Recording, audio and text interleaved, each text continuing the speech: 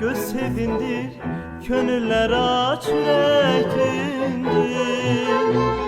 Hara gitsen göz sevindir, könüller aç yürektindir. Elə tərpən, elə davran, görən desin, nə gözəldir Azərbaycan. Görən desin, nə gözəldir Azərbaycan. Ayağını yerə bərk bas, dizlərini dünyaya yaz, addımından qopsun tufan.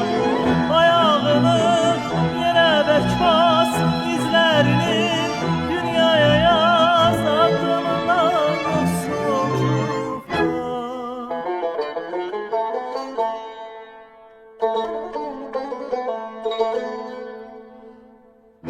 Görən desin, nə gözəldir Azərbaycan. Görən desin, nə gözəldir Azərbaycan.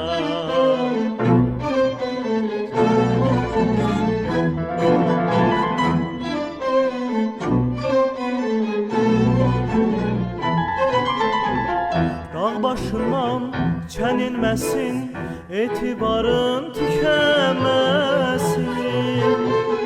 Dağ başından çənilməsin, etibarın tükənməsin.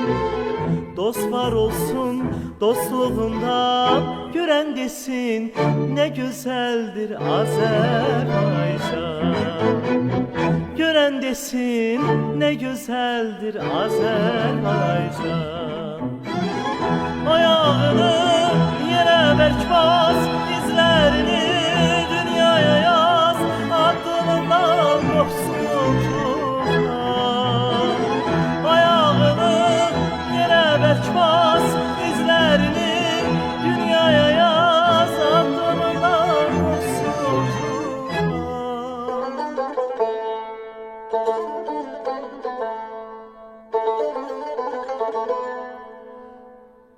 Görən desin, nə gözəldir Azərbaycan.